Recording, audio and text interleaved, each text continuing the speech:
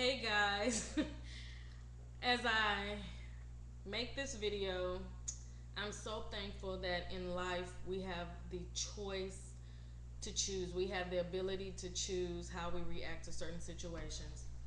And I think that's a wonderful thing to reflect on as we go into 2011. I have sat here for the last 15 minutes or so and had to keep starting over recording this first video and um, thought I finally had it down. I was finished, only to look up and realize my computer had frozen. But I choose to be happy and say, oh well, maybe this one will be better. I believe this one will be better, and I want to tell everyone happy almost New Year. It is 9:58 p.m. in Houston, Texas on December 31st.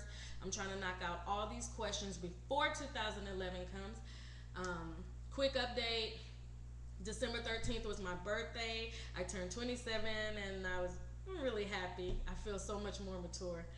And I've been transitioning to natural. I have most of my straight hair, my relaxed hair cut off, and starting to do styles and training my hair to curl the right way. And it's funny because my friend who did my hair today, she was like, "You have at least 3 to 4 curl patterns in your hair," which I kind of knew, but I was just like, okay, that's why it looks different on both sides. But neither here nor there.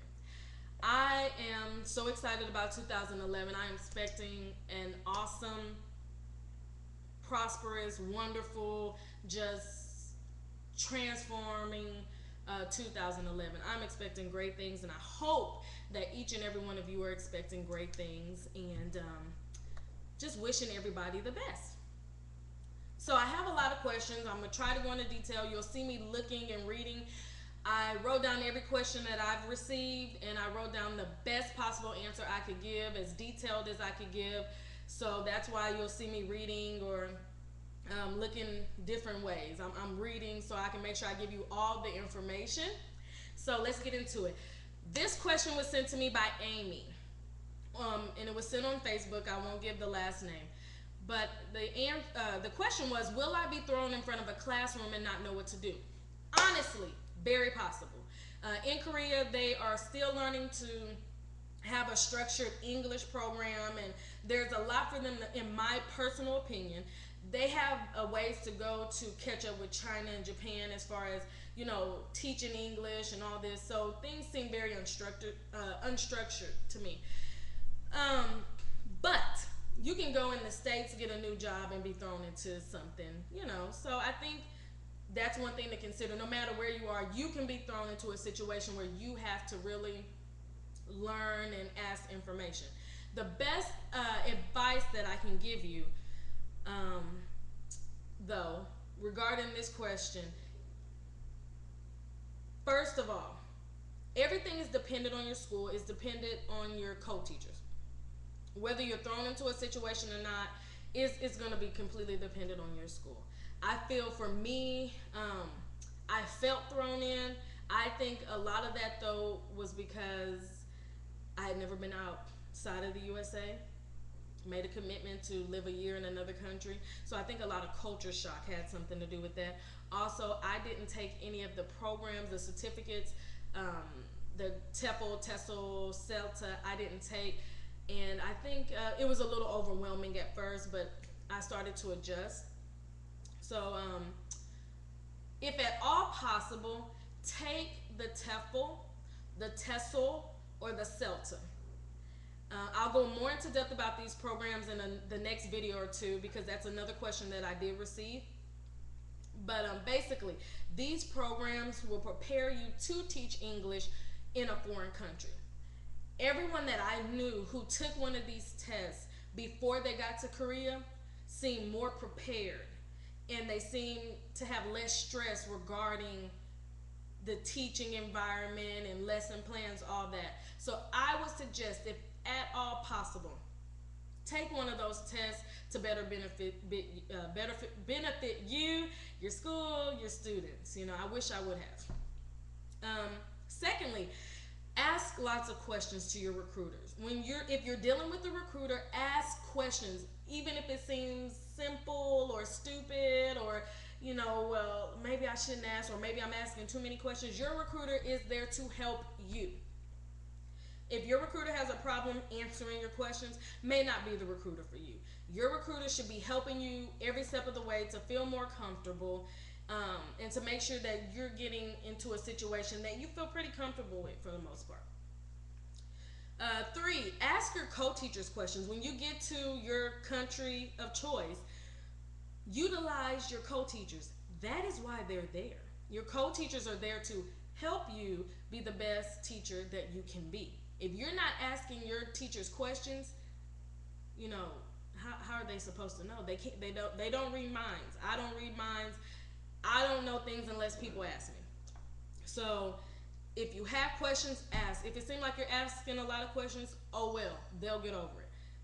Write down your questions, ask your questions, and make sure they know you're asking these questions because you are trying to be the best teacher you can, and you're trying to really provide the best education for their Korean students, or whatever country you go to, that you possibly can. Make sure they understand you're not asking questions just for fun. You're asking questions so that you can be the best teacher that you can possibly be. And then utilize YouTube, Facebook, Dave's ESL Cafe, and there's a lot of resources out there that current and former teachers use. Utilize these resources. Ask questions. Get on Facebook. Join the groups. Get on YouTube. Subscribe to pages. And read the questions, that have already been asked and answered. And if your question has not been asked and answered, ask the question. Talk to people. Talk to the teachers who have been there, done that. And you will get a lot of information. They'll probably be a little more patient with you than maybe your Korean teachers, because there isn't the language barrier. And they understand what's going through your mind and what you're going through. Never hesitate to ask. Just make sure you're not asking questions that have already been answered, because that does get a little, and lastly, you are going on a new journey. If you decide to teach in another country for, this year, two, however many, you are taking yourself on a new journey. Approach your new journey with the right attitude. Don't approach it with a fearful attitude. Don't approach it with a negative attitude. Approach it with an attitude of, I'm going to succeed regardless of what happens around me. I choose, that's the great thing about life, you can choose how you react to certain things. Choose to have a good attitude. Choose to, react in a positive way. When you do that, you're setting yourself up to obtain positivity and positive results, okay? So allow yourself to mess up. It's okay to screw up. It's okay if you make a mistake. Even if they panic and act like it's the biggest deal in the world, it's not. It's okay to mess up, because that's how you learn. Allow yourself to be creative. Allow yourself to loosen up and to really just try something new, and don't be too hard on yourself. It's going to be okay, I promise. And allow yourself the time to adjust. This is going to be an adjusting period, especially your first few months. So allow yourself time to adjust to the situation and to get over the culture shock. Take all that into consideration. Don't be too hard on yourself. Next question, also from Amy. Did you have any teaching experience before Korea? No, I had no formal teaching experience, except for I did have 1 year of teaching preschool. I was in an early childhood professions program in high school for 2 years, and I did teach preschool. And but other than that, I did like Sunday school. I was a nanny. I've done those kind of things. I did not have as much experience as maybe others had, but I don't think it necessarily held me back. I think that I was still able to do the job because somewhere in my blood, I have the ability to teach. I think it's kind of a gift. Even though I don't want to teach little kids again or anything, I'd rather teach adults. It's a gift, and so I don't think it held me back at all. yeah, if you don't have that much teaching experience, don't let that hinder you from taking this experience. You may find that no, I don't have a lot of teaching experience, but you may get there and realize this is what I'm passionate about, and you'll start, finding ways to become a better teacher. So don't let that hinder you. Next question from Afroere, Afroere. What agency did you go through? Now, this is a question I have been asked multiple times. I could have swore that I've answered this question before, but it's possible that I didn't. I may have danced around it and not said the name of it. But I'm going to say it once. I'm only going to say it once because I don't recommend any one place to anybody because of a situation where one friend had a bad experience and one friend had a great one. I had a good one. So I don't recommend, but I will let everybody know that the agency I went through is called Adventure Teaching. Okay? I had a good experience with Adventure Teaching.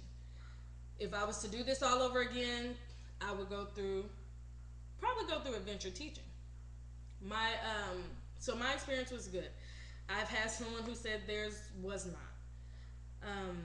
Other agencies that I know off the top of my head, if you're trying to research and find a good one for you, Footprints Recruiting, Work and Play, Transition Abroad, and you can also check out www.daveseslcafe.com and www.eslteachersboard.com. You can get more information on recruiters and jobs and that type of thing. And there's this wonderful thing, guys. Wonderful. It is called Google. If you find that I'm not giving you enough information, or that the information I'm giving you is not really what you're looking for, Google. You can type in recruiters for teaching overseas or teaching overseas recruiters. You'll find a lot of stuff. And if you don't know if it's a legit place or not, send me the name, the information, and I'll check it out for you. I'll let you know. Alrighty, I'm gonna get started on the next video because I'm running out of time.